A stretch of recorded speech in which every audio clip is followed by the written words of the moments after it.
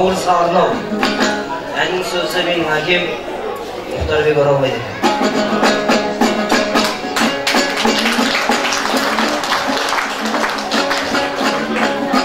Ассалаумағалейкум, ес көремін. Кергіштен жаңа шыққан кез төлеңім. Мен әкем 5 жасымдан тұмарлаған, жол салған тұяғымын. Көшкен елдің, ей көшкен елдің, ау, игай, бірің ой, бірің адыр түстен келдің. Күнгеймен терескейдай өскен елім. Жаңа жыл қоразданған құтты болсын, қанша қанзада сай. Бес төбенің, ей бес төбенің, ау,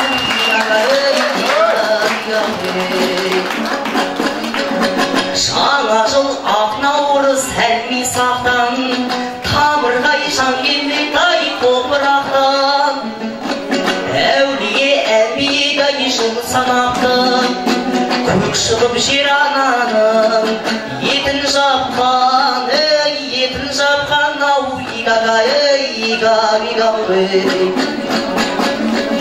құрбылар амансың ба әр үйлегі, кең сарай жаңа келген тар үйлегі. Білім ал үшқырлы тіл отаныңнан, жұмысын күтіп отыр ақ үйлегі, ей ақ үйлегі, ау,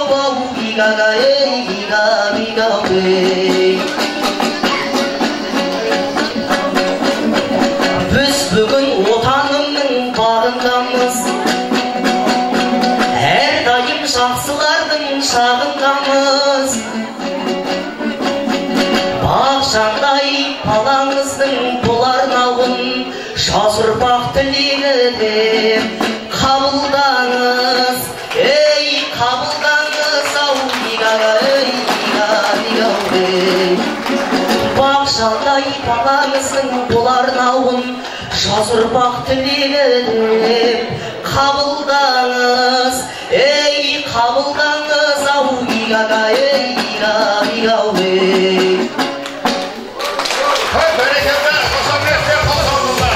өзіміздің елордада Сарыарқаның төрінде осындай бір наурыз өткізіп жатқандарыңызға өте қуаныштамын. Бүгін енді өзімді қысқаша таныстыра кетейін. Дидар Еркебайұлы, өзіміз Қараурадан. Жас болсақ та өзіміз аз да болса да кәсіппен айланысып жатырмыз. Енді осы жақында бір қанша серіктігін құрып, осындай бір отандық ұлттық өнім өндіріп жатырмыз.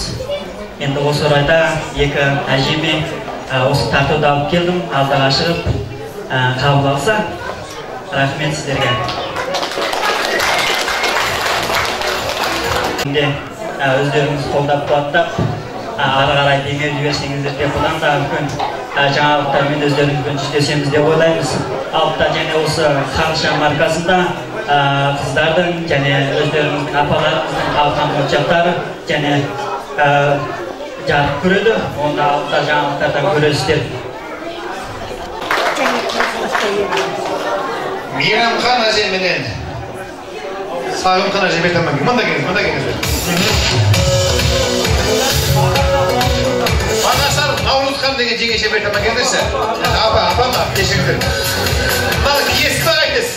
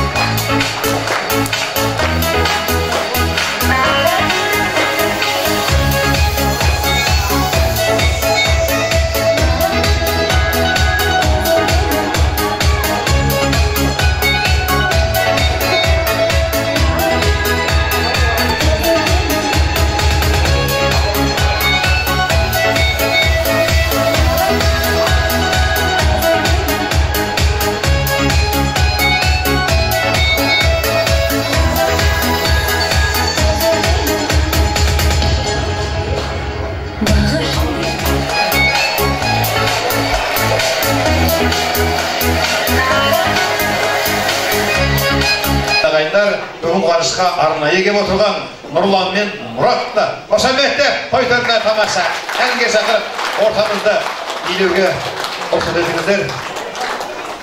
Ассалаумағалейкум. Қалыңыз қалай? Бүгінгі ресторанымыз қызық, нағыз қазақтың батыры. Қара.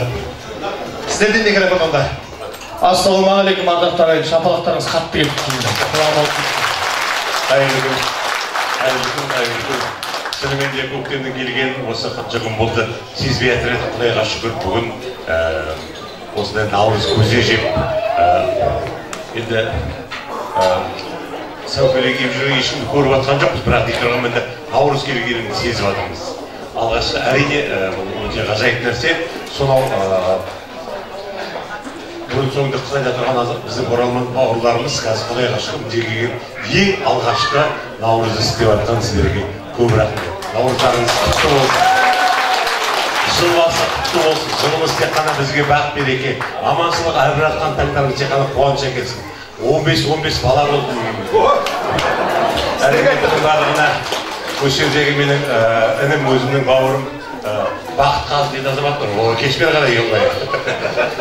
Осы жігіттің сұрауы бойынша келіп қалдым негізі. Бірақ осы қыз сұрады ма, әлде ана жақта жатып, Алматыда жатқан Жайнар дейтін азамат бар. Сол әлде айқайлағандаймын, келдім бе білмеймін келіп қалатын жағдайымыз бар. Сондықтан Мұрат пен Ерландар көп рахмет келіп қолпаштап атқандарыңызға.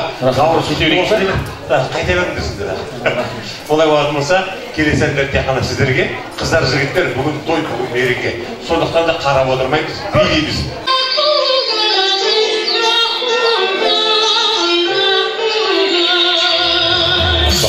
Себе. Бахтым тек қана себе. Бахтым тек қана себе. Бахтым тек қана себе. Бахтым тек қана себе. Бахтым тек қана себе.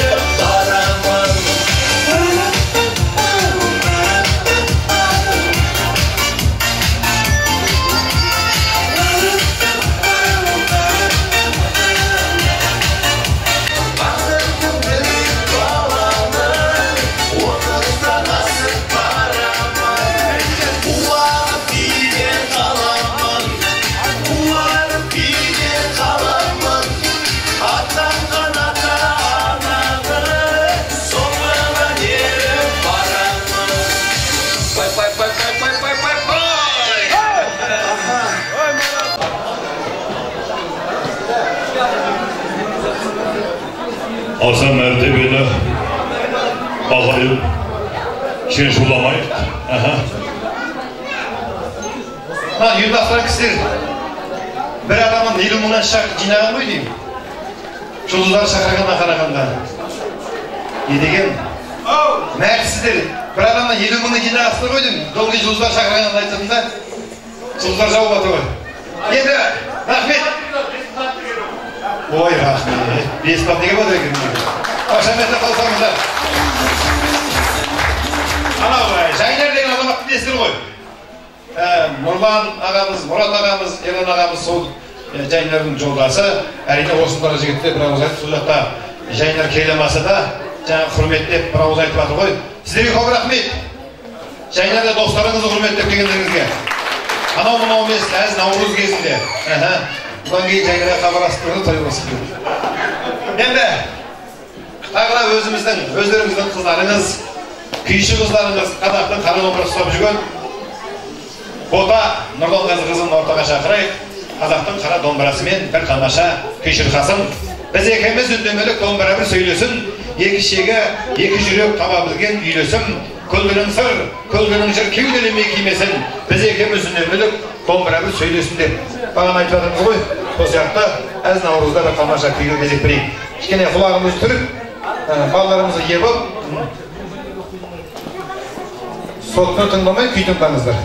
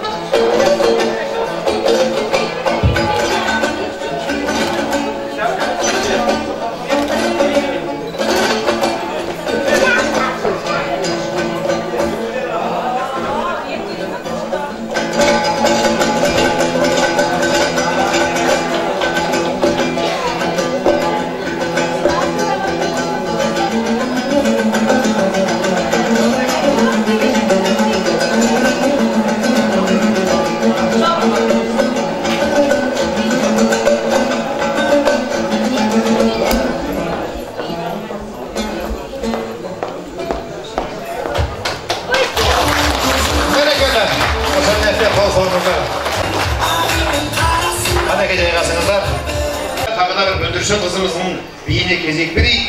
Сейілла Байнұр қызын ортаға шақырамыз. Аққу биіменен қанекей музыкасы дайын екен. Қошаметте қол соғыңыздар.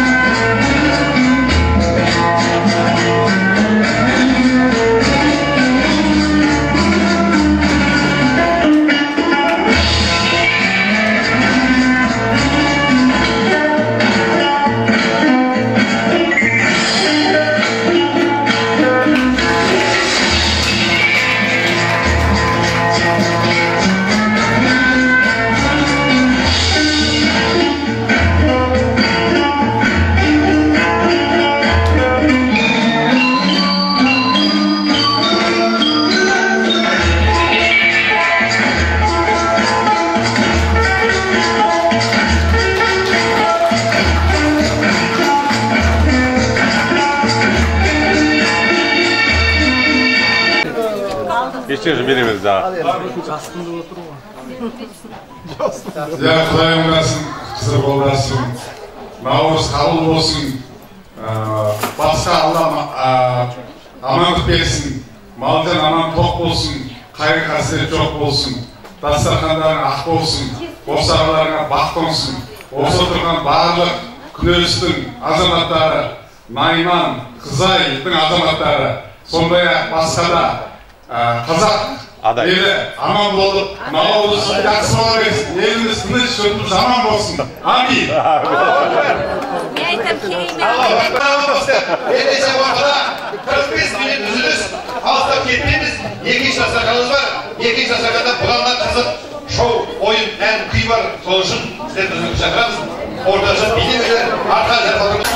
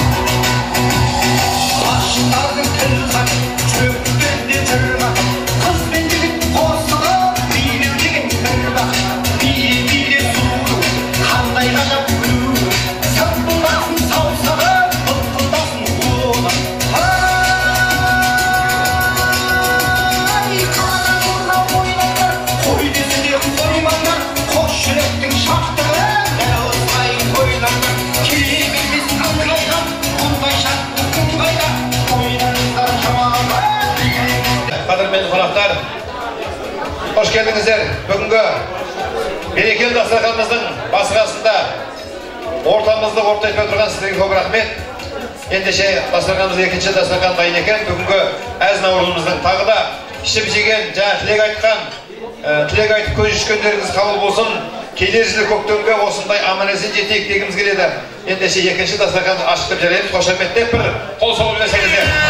Сіздер отырған қасиетті шаңырақ, талай тойға куә болған, талай екі жастың басын қосқан, талай кемпір шалдың 70 жастының жаңағы алтын той, күміс тойының куәгері болған. Егер төрт қабырға тіл бітсе, біраздасын айтып береді. Сол үшін неге сіздер бүгінгі мерекеде бас қосып сіздерде көп болсыздар. Осы табыс ресторанның атынан сіздерге екінші арнайы ыстық тамақ дайын екен. Соны ал дастарханға шақырайық. Қошеметтеп қолдап қойды. Бұны жегендер мында, жемегендер мында. Мен жеге қайын қойған осыны. Маған қалмайды. Тамаша әнмен бастағымыз кеп отыр. Өздеріңіздің орталарыңыздағы ағамыз Мұқатай Бұлғын ағамыз өзінің тамаша әні бар, Қазақстаным деген. Осы тәуелсіздікке келдегі өзінің шабықтан туған тамаша ән. Ауыздарыңыз әнде, құлақтарыңыз әнде болсын.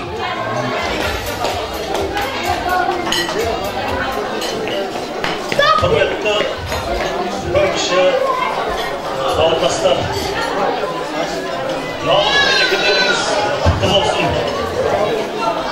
Бүгін ұлыстың ұлы күні мына отанымызға арналған әнелі өлеңін жазған Көкен Насымхан.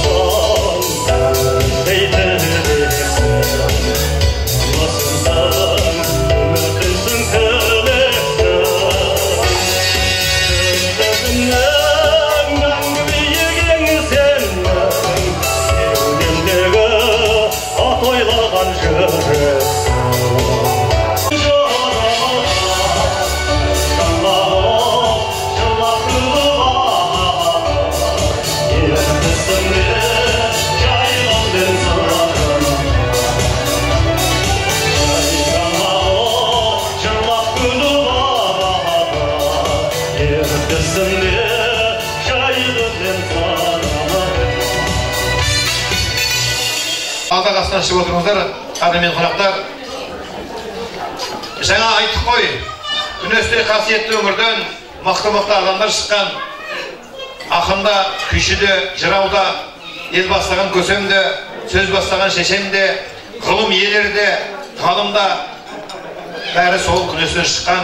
Өйткені қасиетті мекен. Сол гүл күнесте өмір сүріп, бағын айтып қой. Өмірдің біраз қиыншылығын көріп, сонда да нағыз ақын екенін дәлелдеген мынау Алашорданың тозақтағы тікелей жалғастырушысы, жарысшысы болған үлкен ақын ағамыз бар, бабамыз. Ақын Таңжарық білесіздер. Сол кісінің осы жақтан бір кітап шыққан екен, міне мен қолымда тұр. Жинағы. Білесіздер, мынау күнестіктердің арнайы құрған Таңжарық қоры бар. Сол қордың атынан шыққан екен. Онымен бірге Қызаяна қоры бар. Сол қордан, жаңағы Таңжарық қорынан бізге 20 кітап па, ертай? 20 кітап келіпті. Бағасы 3000 теңге. Алушылар болса, алыңыздар.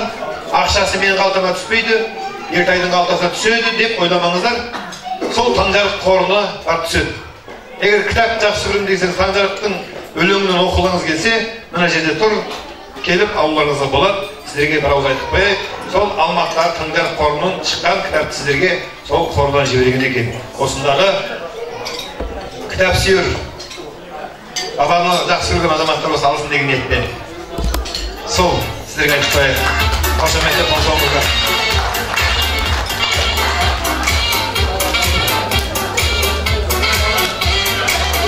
Қараңыздар, менің қасымда оюлы шапан менен керемет киім киіп тұрған Ерхан деген азамат тұр. Бұл жаңағы айтқан Әшім бабамыз, сол кісінің тікелей ұрпағы. Шөбересі ма? Шөбересі екен. Ерхан Тәттімбетұлы. Солай ма? Таңжарықтың жаңағы сол жерден шыққан, енді осы Наурызға арнаған тамаша өлеңі бар екен, соны оқиды. Сіздер қошеметтеп алдағасына алып отырыңыздар. Айбай мініп шығамын ақ сапарға, құлағақты құлдырлап Наурызге, демін мүлде ақпанның дауыл үзген. Айболыммен шығамын ақ сапарға, адамзаттың ішінен бауыр іздеп, құс кердесі күбірлеп бақта қарап, алағайын отырма аттан алып, белдеріңнің жусаны бұрқырасын, төлдеріңнің таңдайы аққа жарып, Наурызды айта дел, жылбасы деп, таулар басын тұратын нұрға сүйеп, көктем қыздың көйлегі көлбен еткен, бар ауыстыра бұл күнде бір қасиет, жылдан есен шыққасын айдан аман, тәңірімдік седебіл айналадан, көжесіндей бұлабу бұрқыраған, баласындай қазақтың қайда қалам, Наурыздың жауғанда ақшақары, қамлаушы еді қыстыңда басқан алып, буындар дегісте бірлігінің, тірлігінің алынар тасқамалы, бұлағақты бұлдырлап Наурыз кеп, семезгі нұр аспаннан жауын үзбек, айболыммен шығамын ақ сапарға, ақбұл үнді әнінен ауыл үзбек.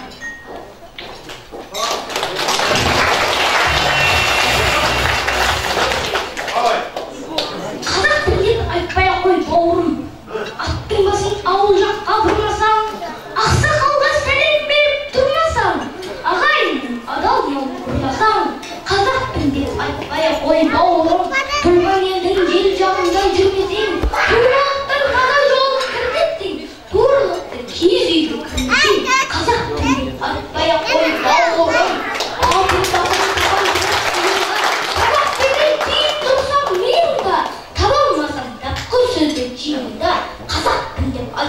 ой бауырым, аталы сөзді құлағыңа ілмесең, ана тілін меншінбесең, тілмесең, абай ата бір жырын жатқа білмесең, қазақпын деп айтпай қой бауырым. Құлақталмай намыспен қалаға, қалқым сайрын қарамай жас балаға, сағыз жайнап сандалсаң сен қалада, қазақпын деп айтпай қой бауырым.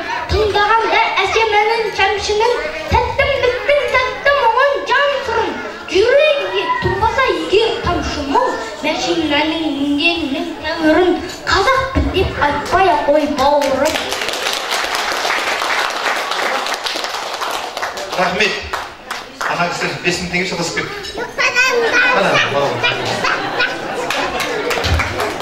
Мен шатасып кеттім ғой. Ақша деген жаман ғой, Рахмет. Ерхан, аман бол. Мұна тыңдап отырмасаң, күнес түндік деп айтпай-ақ қой бауырым. Жақсы болма, қошамет деп қол соқпаса, күнес түндік айтпай-ақ қой бауырым. Ерхан баламызға батыр әлі бар, сіздер асықпай жеп отырыңыздар. Тағы бір тамаша әнші бауырымыз ортаға шақырайық. Тамаша костюмменен кеп отырған осында ел ағыз Биғазы ұлы деген тамаша ән жігітке кезек берейік. Тұлпары меніменен қошаметті.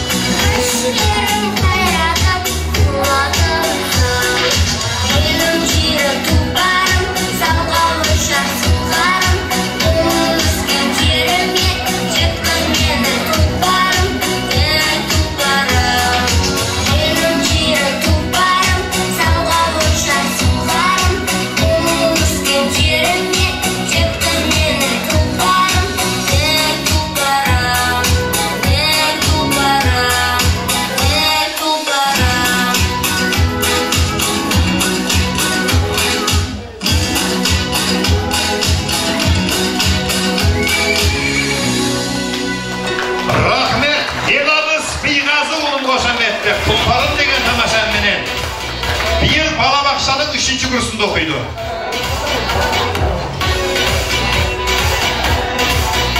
Сондай ма, Биғазы? Міне, бақшада жүріп бүйтіп ән айтып жүр, костюм киіп жүр, кейін не болады деймін ғой. Биғазы, жақсырақ спонсор болмасаң мынау. Рахмет, қошаметтен қол салыңыздар.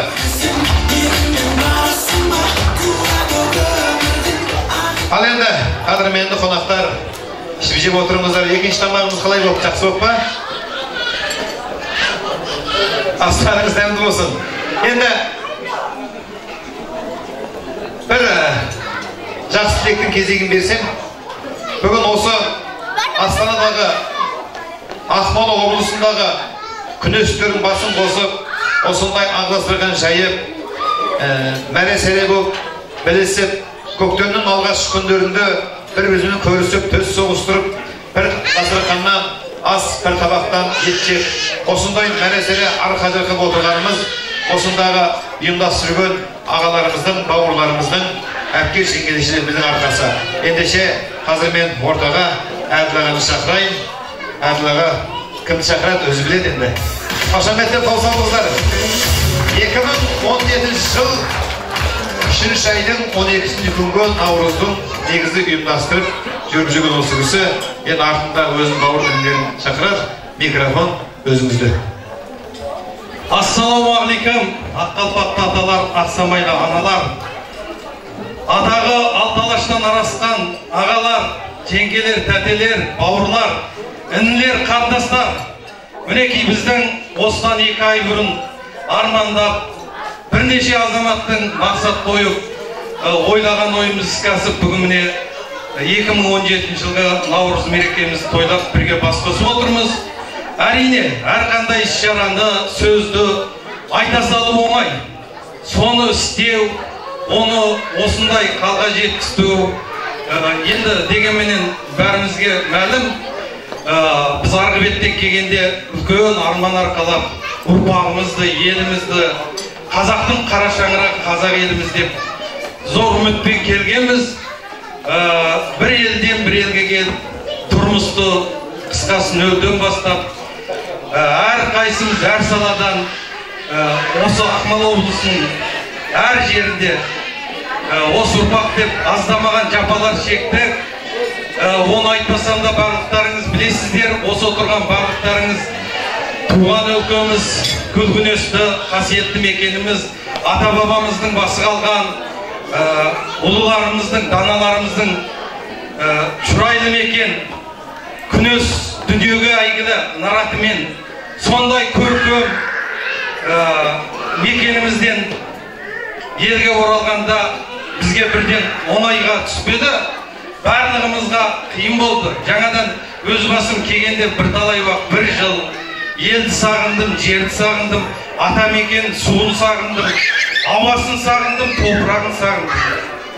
Бірақ осының бәрі шешіледі деген ойменен осындағы күлгінестің тұмалары аталарымызды, апаларымызды, ағаларымызды, тәтелерімізді, бауырларымызды іздедік.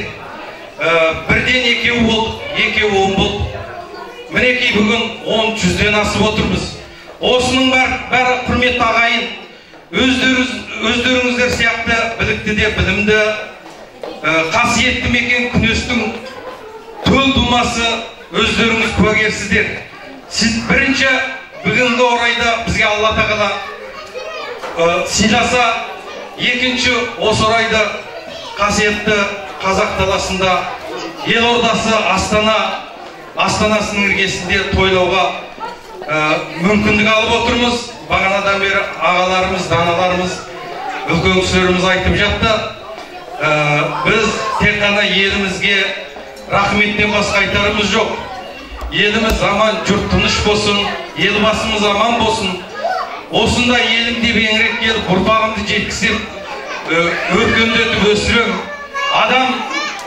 Адам мың жасамайды, ұрпағымен мың жасайды деген тұстанып, ұрпақтарымызды осындай өз ата мекенінде өмір сүрдіріп, дәстүр салтыменен ғұмырын жалғастырсын деген ата-бабамыздың армандап жетпеген арманына солар жетсекен деген оймен келгенбіз. Мінекей, алды осы ортада бәрі көрініп жатыр. Біздің барлығын айтуға татитын мықты атағы қазақ емес, бүтін Еуропадан арасып дүниеге тараған ағаларымыз отыр, тәтелеріміз отыр, жеңгелеріміз отыр. Арамызда небір жас бауырларымыз, қардастарымыз шығыпты. Небір компанияның кәсіптің бидасын ұстап, елге келіп жақсы шараларды бастап, көзге түсе бастады. Бұның барлығы ағайын, осы біздің шын ниет, шын тілекпен елімізге келудегі арманымыздың орындалғанын деп білем. Сіздер бағанадан куә болып отырсыздар. Міне кішкентай ұрпақтарымызда қалай ержетіп жатыр. Тілі қазақша, ақындарымыздың өлең жырын айтып, өз өнеріменен әйгіленіп танылып жатыр. Рахмет, енді көп сөйлеп созбайын. Біздің осы іс-шараны істегенде мен жалғыз емес, бірінші өздеріңіздің ауызбіршілік осындай жақсы ниеттегі Наурыз ұлыстың күнін дұрыс қабылдап, осы топтың қарасын молайтып келгендеріңізге рахмет. Екінші, менің жанымда сайдың тасындай атпал азаматтар болды. Менің ақылыма ақыл қосты. Қате кеткенімді түзетті, кем жерімді толықтаған бірнеше атпал азаматтарды сіздерге еңбек көрсеткен, сіздер үшін жарғылағы жастыққа тимей, осы бір айдан бері шынын айтсақ, ұйықтап жатып оянып кетсек, өз басым ұйқым келмеді. Себебі сіздер разы боласыздар ма, жоқ әлде басқалай сөз болып қала ма деген әртүрлі ойда болып. Енді ашығын айтам, 10 мың теңге біреуге оңайда табылмайтын ақша, біреуге оңай. Бірақ дегенмен Астана қаласындағы қазіргі мынау дағдарыс заманында экономиканың бәсеке дәуірінде 10 мың теңге бізді бір жағынан қуантты, бізді бір жағынан қиналды. Оны айтатын себебі біз бұрын бұндай үлкен жақсы іс-шараны ұйымдастырмадық енді. Осы елге келгеннен кейін.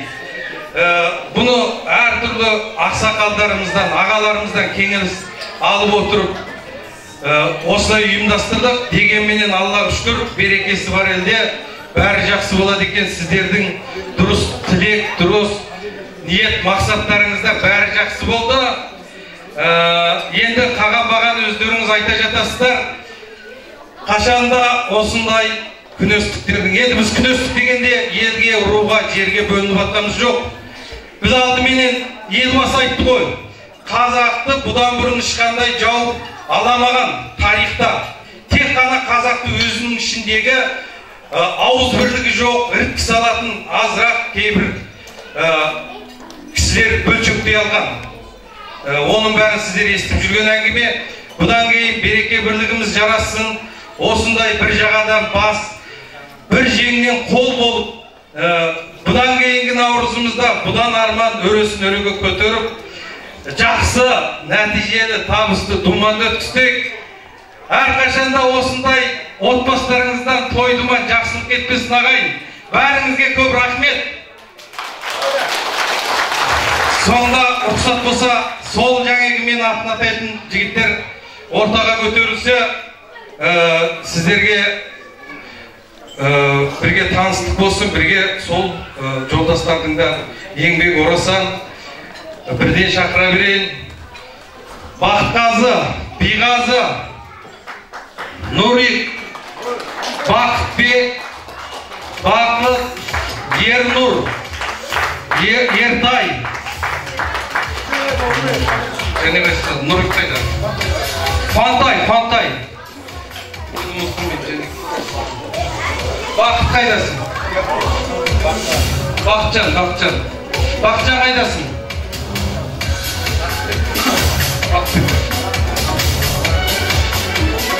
Айта кетерлік, мына жерде тәтелеріміз бар. Орындарыңыздан көтеріп қойсаңыздар болады. Біздің осы іс-шараға ерекше өздерінің ақыл кеңесін, қандай жәрдем керек деп әрқашан бізбенен хабарласып тұрған Тұрсынай тәте, Пермагүл тәте, Гүлнар, Күжай тәтеміз бар. Өнен кейін ан жақта мені кейде яукыңмен басқарып отырған Мәрбә тәтем бар. Үлкен ақыл кеңестерін беріп, ағаларымның айтқан ортада маған жеткіздім. Әдептен озбай осындай істерді өткізгенбіз. Барлықтарыңызға рахмет.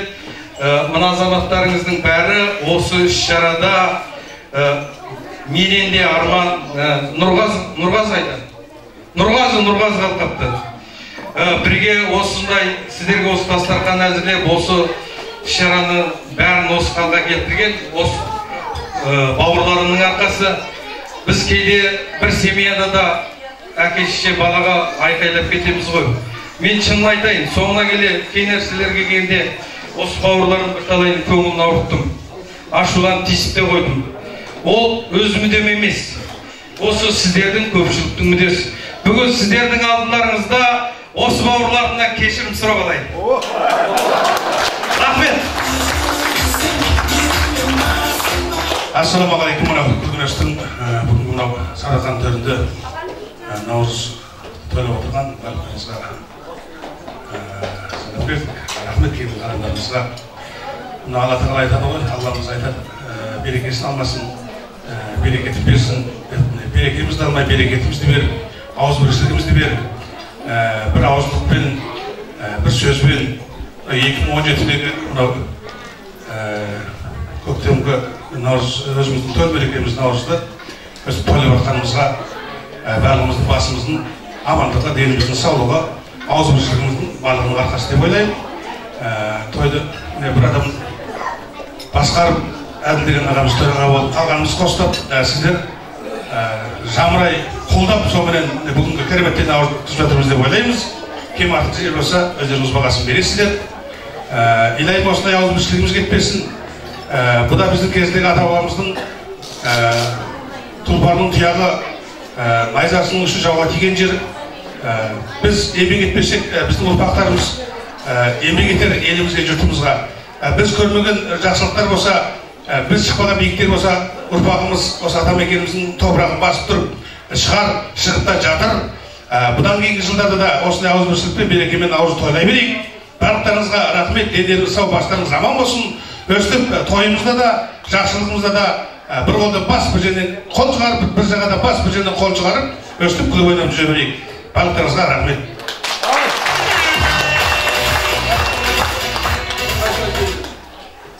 Құрметті наурыздарыңыз қабыл болсын, көпшілік. Отбасыларыңыз аман болсын, бай бақытты болыңыз.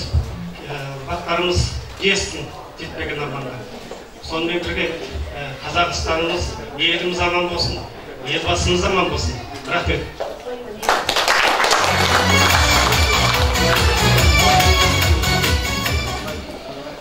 Көп сөйлеп созбай-ақ қояйық. Бағана да міне ата-апаларымыз айтты бәрін. Барлықтарыңыз, отбасыларыңыз амандық, наурыз мерекелеріңіз құтты болсын, бақытты болыңыздар. Келесі жылы бұдан да көп болып жинала берейік.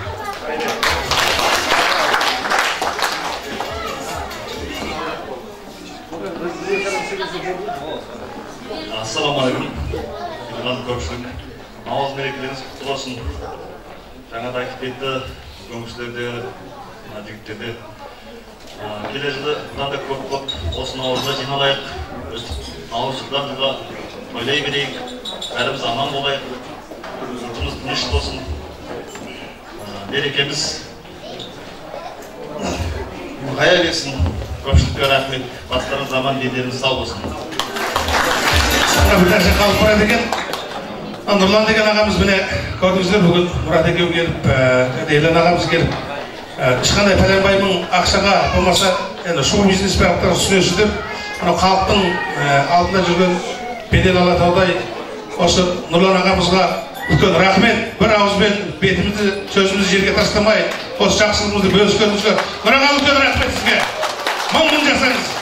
Сіздің концертіңізге Алла қаласа жарды концерт береді Нұрлан ағам. Осы кісілердің бәріңіз концертінде бар деп ойлай беріңіз. Міне, рахмет, осындай көптеп көмек көрсетіп, жақсылығымызды бөліскеніңізге. Болды ма?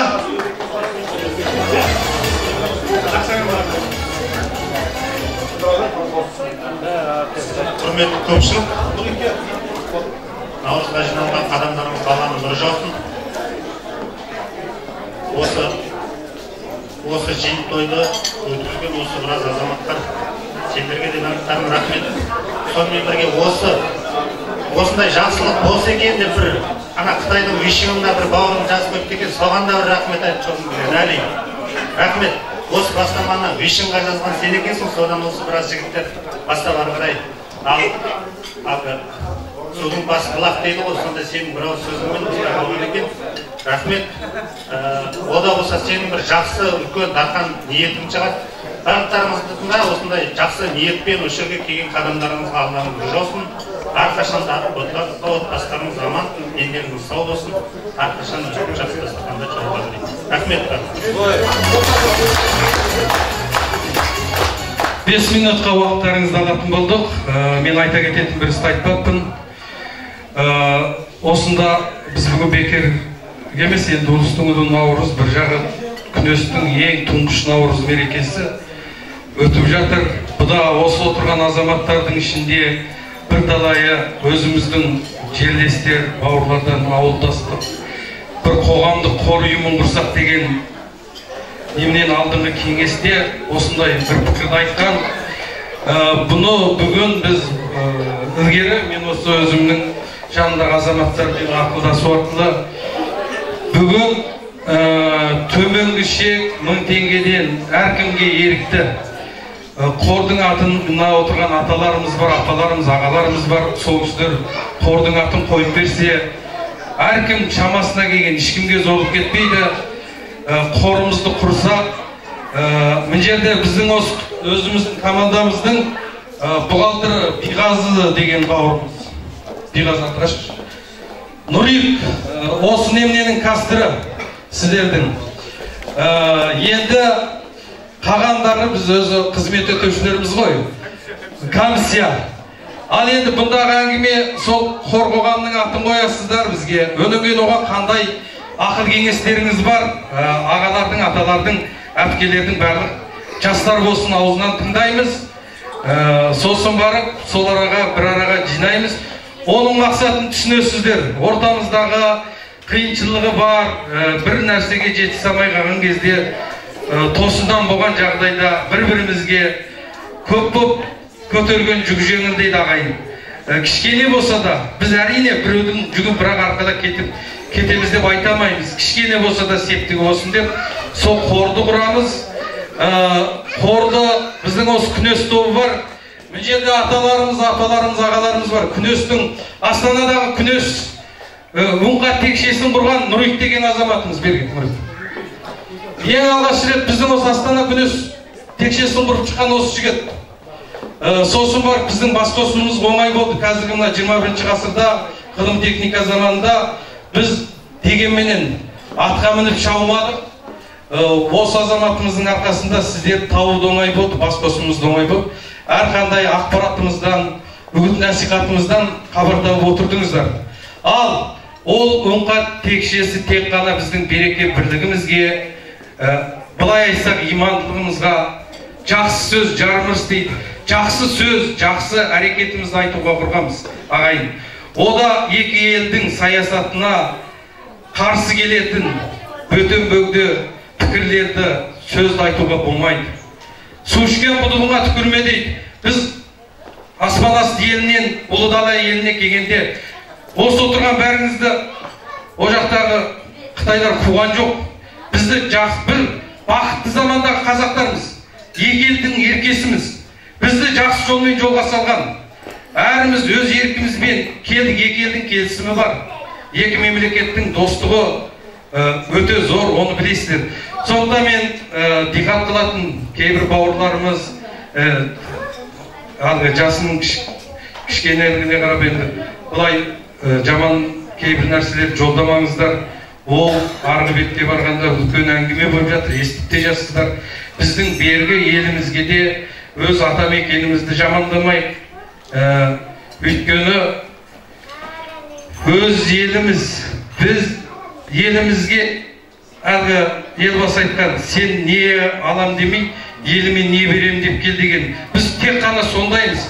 Мына бейбіт заманда бәрі дайын, істесек ақша бар, бізге орай жаратып беріп жатқаннан кейін сондай жағына диқат қылсақ, елімізді жамандамай, береке бірлігімізде болайық.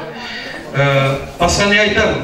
Қолдан келсе біз кеңескеміз. Бұл жерде Ауыт Мұхит менің құрдасым, бүгісі осы қазақ даласына келіп, біздің оралмандардың жоғын жоқтап, мұңын мұқтап, көп нәрсеге азаматтық басын тігіп отыр.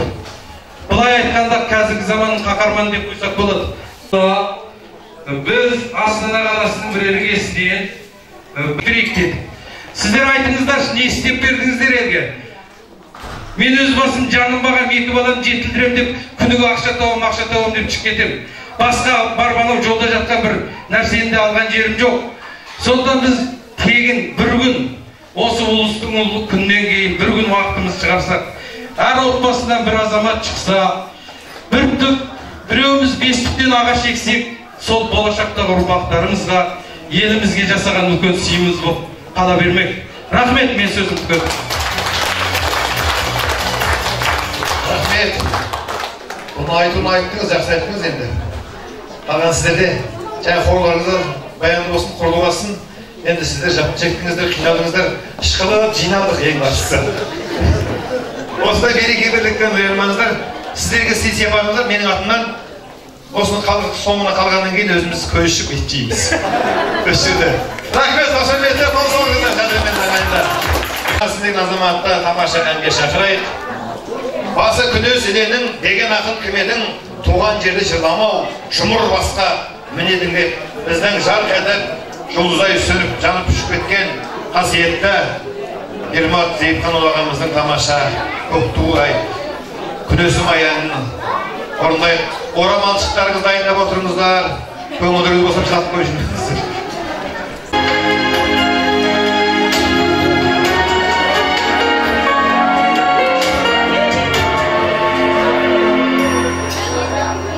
Асы күнесің менің деген ақын кім едің? Туған жердің аңсау жұмыр басқа мінеді. Саруайым сағыныш табар дейсің кім едің? Bir аралап қайтуға қиян тұлпар мінемін.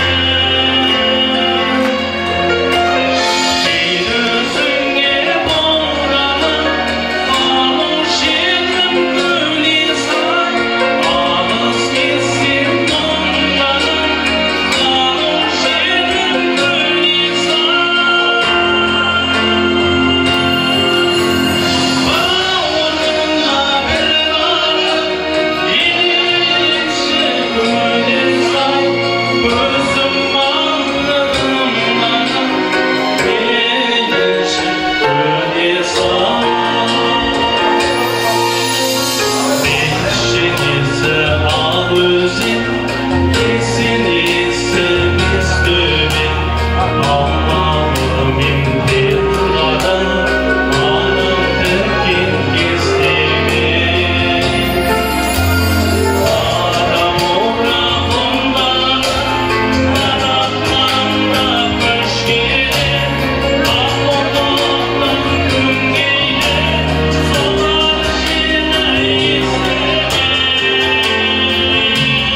Қалу шетім көнесің.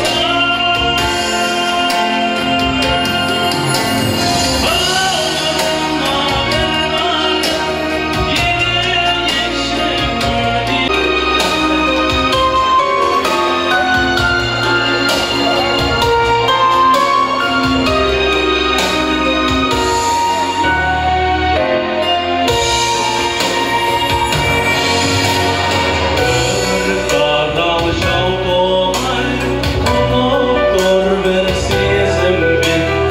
Ұшылған отам деп, тозып тұрған көзіңнен.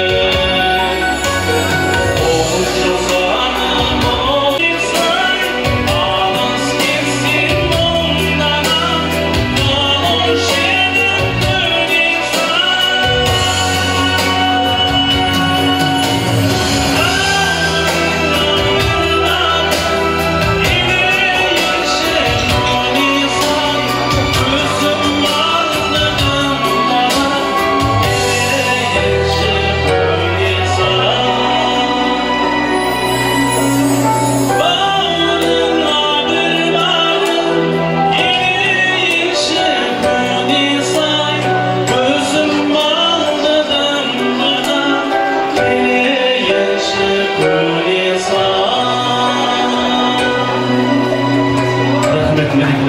Рахмет, жаңарсыңға рахмет.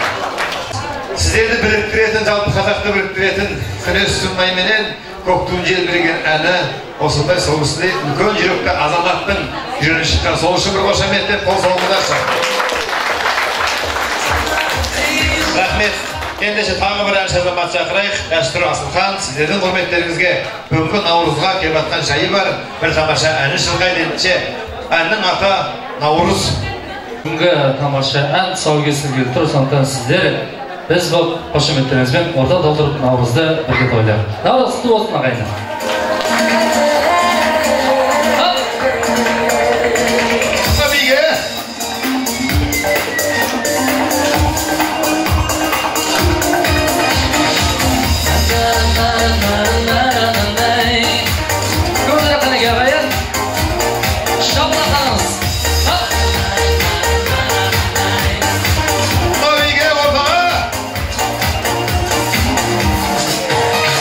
Жеті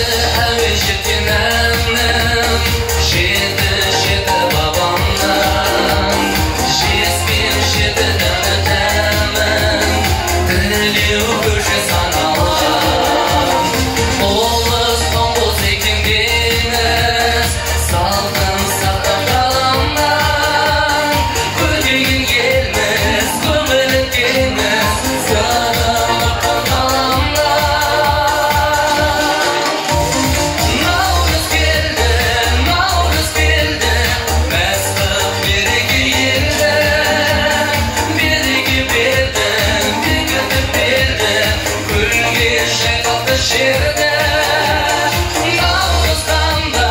наурыз қандай тойға келіңіз қалмай сатылып тастай татылып қандай сайға сымайлы сасай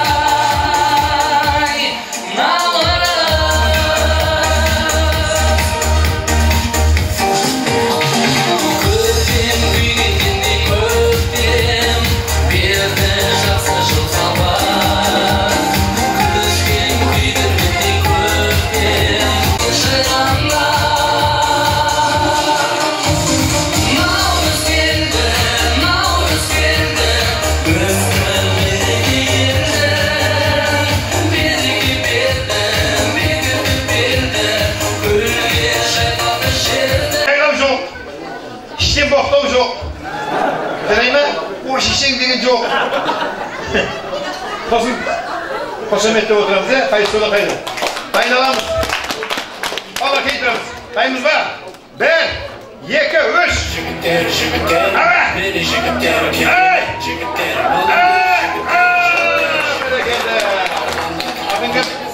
ау, әрімдана бір кесе көз әкелдесі.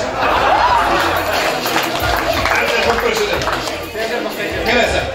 Айым менен кім? Кейтірамыз. Айым мен кім? Батыр. Былай тұрыңыз, былай. Жол берміз. Былай кетіңіз. Айым мен Батыр. Тоқта, шыдап. Қолға түкіру жоқ, тоқта. Қолға түкіру жоқ. Тоқта, асықпасай. Мәм, айымын асы, жұт тұр оны. Тоқташы. Тауарды көтеріп. Дайындаламыз. 1, 2, 3.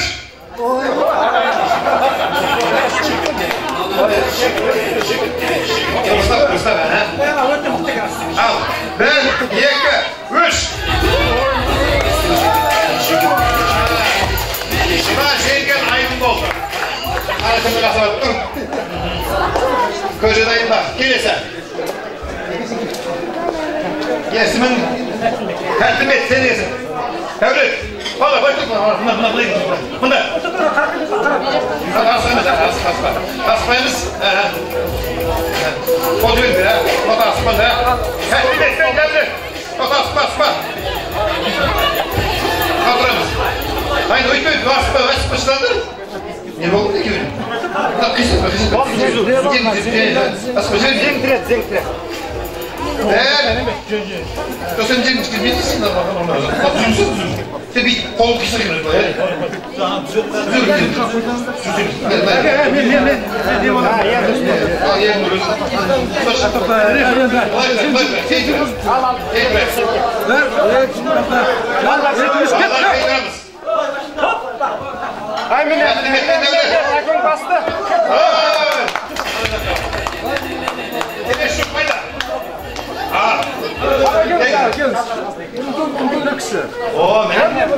Кісі ағалары, жігіт ағалары, байлаңыздар, кемелерін шешіп өсір ма қайтесір?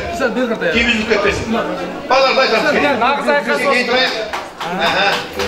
1, 2, 3 кетті. 1, 2, 3 кетті. Ау. Бағла.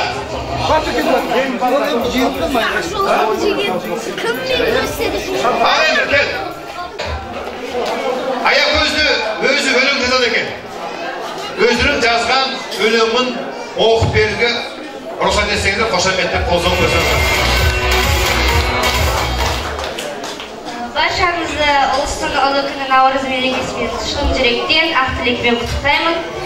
Өзімнің шығармашылығынан жазған қазақ деген ерім бар деген өлеңді барша осында отырған ағаларыма, келеріме арнаймын.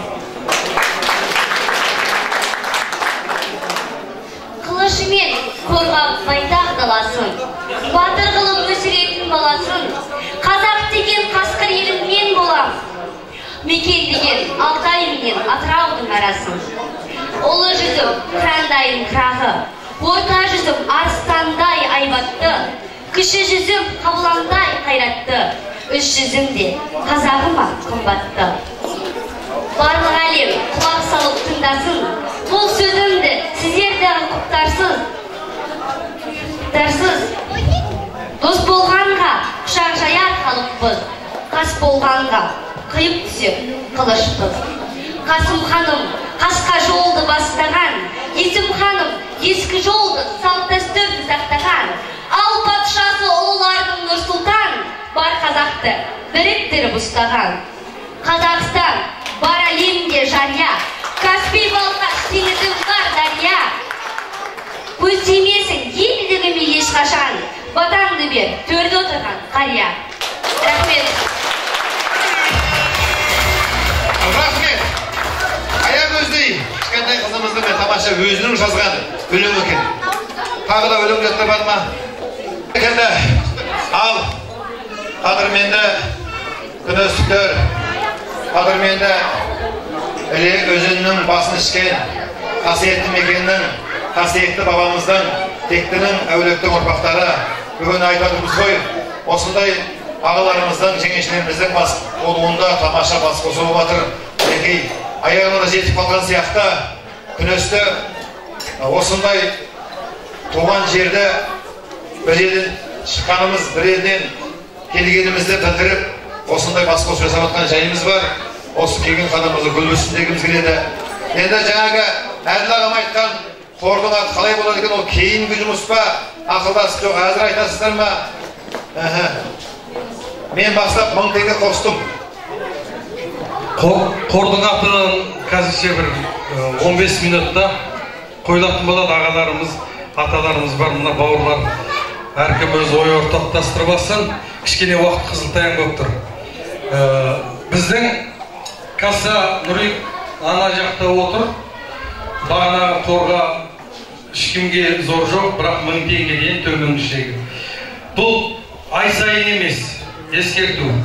Біз жаңадан бірінші тұңғыш рет наурызды бастағаннан кейін осы жол қорымыздың басын бастасақ, өнен кейін біздің ортамыздағы не бір демеуші болам деп жатқандар да бар, не бір кәсіптің басын ұстап жатқан ағаларымыз, бауырларымыз, осындағы мықтылар бар. Әуелі кейбірі осы наурыздың малын көтере қалсам қалай болады деп айтқан. Оны біз бірінші рет көткелі тұрғаннан кейін бірге уақытта жар бермеді, оны кері қайтарып осы қор үшін деп артқа қалдырған болады. Естиміз, Алла қаласа, міне бірікте бауыр туыстандығымызды жаңғыртамыз, барымызды бағалаймыз, жоғымызды жоқтаймыз дегеннен кейін азғантай болса да көңілдеріңізді тізімдетіп, біздің қан жердегі кассаға тапсырып қоюларыңызға болады. Жағдай келмеген кісілер болса жалғасты Нұриктің телефонын қалдырады, сол арқылы, сол қорменен байланыс жасау арқылы қалдырсаңыздар да болады. Оған анау деген шектеме жоқ. Мына әуекен бір-екі ауыз деп айтамын. Осындай алқаны жиын болғаннан кейін соның аяғынан бір нәтиже шығу керек. Мына жігіттер келіп жақсы бастама бастап жатыр екен, қор деген. Мен өзі бір қор құруға сондай ынталымын өзім жеке басым. Осы көші-қон мәселесімен айналысу үшін арнайы. Болашақта құдай болса құрамын. Қор деген ол өркениет, мәдениетті елдердің бәрінде байрам, мынау ұлттық деңгейге көтерілген адамдардың бәрі өзінің табысының 50% болмаса да 30-20% сол қорға аударып, өзінің туған ұлтына, еліне жұмыс істейді. Мен сіздерге бір мисал айтайын. Еврей деген ұлт бар. Сол еврей деген ұлт Палестинаның жеріне, тап-тақыр жерге, ешкім жоқ жерге мемлекет құрды. Сол мемлекетті құру үшін солар алдымен Зиентауға қайту деген ұранмен қор құрған. Сол қордың ең тұңғыш бағдарламасын кім жасап бергенін білесіздер ме? Өзіміздің Карл Маркс. Сол Карл Маркс еврей, сол қорды алғашқы түйіндемесін жасап берген. Осындай бір отырыста келісіп, Маркс айтып, арқылай еврейлер дамытқан.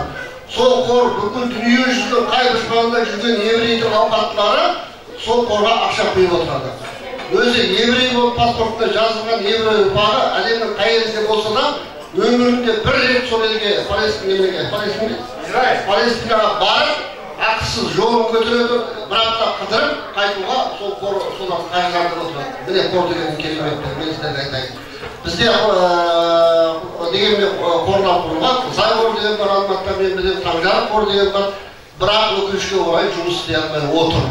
Оны біз қадір қасиетін мән мағынасын толық түсініп жатқан жоқпыз. Әдетте осылай басқосуда тиын тебен жинап қояды, онымен адамдар айналысу керек, арнайы бірақ. Ол сол қордан айлығын алу керек, оның заңгері болу керек, оның кассасы болу керек, оның банкте есеп шоты болу керек, ол бір ауылға барып жұмыс істеу керек. Жаңағы бір адамдарға көмектесу керек те, сол ауылдан ақша жиып беру керек, ол ұзақ әңгіме. Сондықтан енді ол бар кісінің қорындай болмаса да, өзіміздің сол күрестің қорындай қорды біз әдеттеп құрып, осы бүгін жақсы күнде алғашқы іргетасын қалай берген өте дұрыс деп санаймын мен сіздерге, жаңағы күрестің оқушысы ретінде айтарым. Сондықтан жақсы бастама құтты болсын. Ал атына келсе, енді оның атына онша маңыз бергенде дұрыс шығар. Бәрібір осы күрестік қой, осы күрестеген қасиетті мекенді айтқан кезде сол күрестік ең адамы көп, қазағы көп аудан екенін бағана айттым ғой. Құлағы барлық адамында елең ете түседі. Күрес қорында бір атырсаңдар, шүпіртекке десе, сол өзі күресте қаны тамған азаматтың жүрегі бүлк ете түседі, немен дауым жоқ. Сондықтан сіздер қарсы болмасаңыздар, қордың атын сол күрес қоры деп құра беріңіздер. Онда тұрған ештеңе жоқ. Қазақтар бөлінбейді, құралады сондай жерде. Күрестік, тоғыстыралық, нұқтылық, моңғол күрес болып, бәрі іле болып құралады. Сосын шайбақ болып, Синжан құралады. 14 облыс болып Қазақстан құралады ғой, бөлінбейді, құралады. Осылай қарасаңыздар, сондықтан күрес қоры деп атаса жақсы болады деп ойлаймын, қалай қарайсыздар.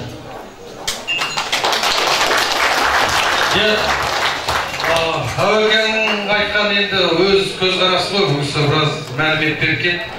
Бірақ арамыздағы барлық үлкен кісілер әртүрлі немді айтып жатыр. Күрес споры дегенде, мәселен, елге келген күрестіктер жетеді ғой. Талдықорғанда жатыр, әр жерінде еліміздің. Сонда күрес споры десек, соның бәріне вакалаттық ете аламыз ба? Күрес споры дегенде. Енді бұны сіздердің еншілеріңізде кішкене арғатай жалғастыра беріп, кішкене ыстырайын дейін. Бір азаматымызға қапты, Өркен дегенінің бар, тамаша. Біздің Егемен газетінің белді тілшісі, өзіміздің күрестің тумасы, Өркеннің күрес сайтын құрған ағайындар. Әрқандай тордан көрсеңіздер біздің осы барлық ішір әне. Өркен бауырымыздың қарсақ қойын. Экспо келетір. Сол қордан Қытайдағы туысқан шақыртыңыздар. Экспоға қыдырып қайсың деп паспортын жолы деген сияқты. Енді қор деген жаңағы мағлұмат беріп кетті ғой, үлкен орны мәнісі жоғары. Әрине оны жүргізу, оны тоқтатушылардың қолдарыңызда. 5 теңге болса түсіп қалса да, біз кей кезде сондай 1000 теңгені аз ақша сияқты. Осындай беретін кезде көп болып кетеді ғой. Біз қазақ сондай психолог халықпыз. 10.000 теңге түк емес, бір досың келсе кафеге 2 адам ішсең жоқ. Ал беретін кезде көп құсап, неғып 2000-нан жинамады, болмаса неғып 7000-нан жинамады деп көп сөйтіп кетеміз. Енді сол үшін аудаға бірін айтасыз ба?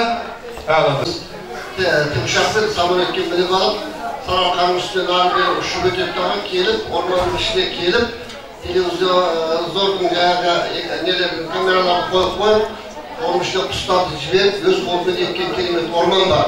Оны Астана орманы деп аталады. Болашақта ол орманды осыдан мына Көкшетауға қарай жалғастыру бағытында жұмыс істеп жатыр. Сондықтан сіздер оған ағаш егемін десеңіздер, маған келіңіздер, Астана орманы деген жаңағы өзі кәсіпорын, соның бастығын тауып берейін, сонымен барып сөйлесіп, сол елбасының егіп жатқан ағашының қасына апарып, күрестің жаңағы азаматтары ормандарымызды сол жерге ексеңіздер, ол болашақта оған ешкім тиіспейтін болады. Сол. Ауғанды керемет болды. Мынау Талдықорғаннан бір азамат кетті, Әділ аға. Осы наурызда күрестік. Нұр деген бір азамат. Талдықорғаннан Нұр деген өзінің кішігірім бір немесі бар, компания сияқты. Осы тоймен айналысады. Сол жігітке бір ауыз тілек берсек, Талдықорғаннан күрестіктің атына бір ауыз тілек айтамын дейді. Қошеметтер қосаңыздар. Осы наурызға арнайы атартып келген екен. Мінекей нағыз азамат, елін сүйетін. Ендеше микрофонды берейік. Ассалаумағалейкум, рахмет сіздерге. Астаналықтар, күнестіктерсіздер. Сол Талдықорғаннан келіп тұрмын, жолым түсіп. Осындай Наурыз үлкен тойдың басын ұйымдастырып өткізіп жатқандарыңызға рахмет. Тек қана күнестіктер емес, бұл Астанада жетеді, Қазақстанда. Сіздерге осындай бас қосып, тойдың басын бастап жатқан дүркіреу орталарыңызға келгенме төтенше қуанып тұрмын. Рахмет сіздерге. Алла риза болсын. Сонымен бірге жаңа айтып жатсыздар, таң жарық деп. Бізде де сол сәуірде Алла қаласа таң жарықтың сол шығармашылық жолынан өзіміз білесіздер, ол сонау беттен келген қазақтар, әр қазақ біледі таң жарық жолының қалай шығармашылықтарын. Бұл жердегі жергілікті университеттің босағасында өткізбекшіміз. Соғанда сіздерде атсалысыңыздар, құрметті күнестіктер. Отырған орындарыңыз құт болсын, наурыздарыңыз берекеге жарап, жалғаса берсін. Мен арасында сіздерді көріп толқып тұрмын. Жерлестерім, әрі қандастарым. Рахмет сіздерге. Рахмет. Нұрға рахмет. Осындай ниеті дұрыс мінекей. Күнестіктің наурызына келіп жатқан жайы бар. Әр жерде осындай азаматтар көп болсын дегіміз келеді. Ал енді қадірменді ағайындар, Әділаға бата сұрайын ба? Енді қордың артына асылысы жоқ шығар. Асығыста қойып кейін үлкен қор болғаннан кейін асықпай, жаңағы өздеріңіз топтарыңызда айтып жатырсыздар ақылдасып. Енді мен бисмиллахир-рахманир-рахим деп бата сұрасам, осында отырған ақсақал аталарымыздан. Мінекей өз мәресі жетті, менің ойымша жақсы болды деп есептеймін. Бағанағандай жұлдыздар кеп, қазақтың бетке басар әншілер кеп ән айтып, осы қуанышты бір деңгей көтеріп тастады. Сіздер де қандай береке бірліктің ұйытқысын көрсетіп, жаңағы бір жеңнен қол, бір жағадан бас шығармасыздар. Бексұлтанның келгені қандай деп қойғаласыздар. Менің жүргізгенім қандай деп қойды. Ендеше, илахи аумин. Bismillahirrahmanirrahim.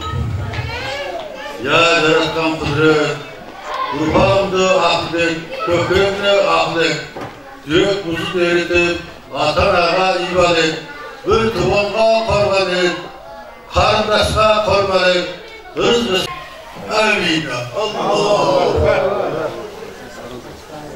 Nağız bata osындай болады, біріне бір ұқсамайтын, жаныңыздан шыққан, жүректен шыққан бата. Ал енді, қадірменді ағайын, қадірменді мынау күресін суын ішкен жерлестер, бүгінгі наурызымыз осымен аяқталды дейік. Ендеше Әділаға бір ауыз айтатын шығар. Келесі осындай наурызда кездескенше дейік. Ендеше Әділаға. Қозғалмай отырып тұрыңыздар, жаңағы қорда айттық қой. Аты жоғарыда үңқат текшесінде жарияланады, бірлікке келе алмадық.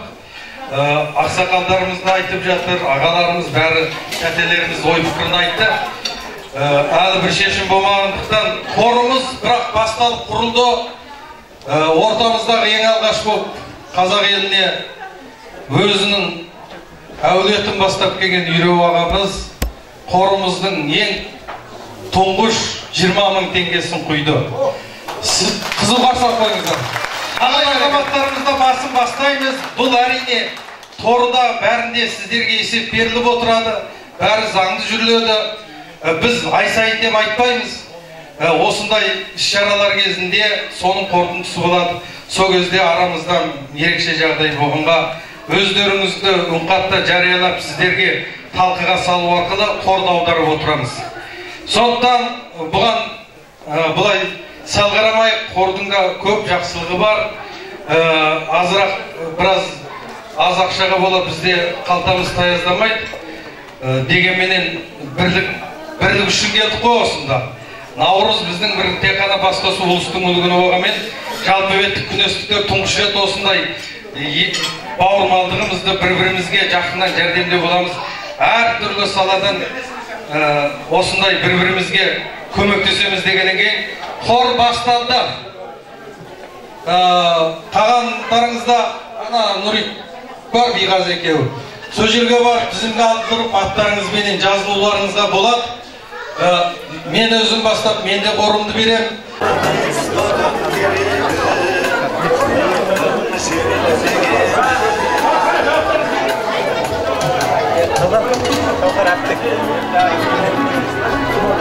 Beybolat, Beygazi var, bәріміз бір фото қашып көремші.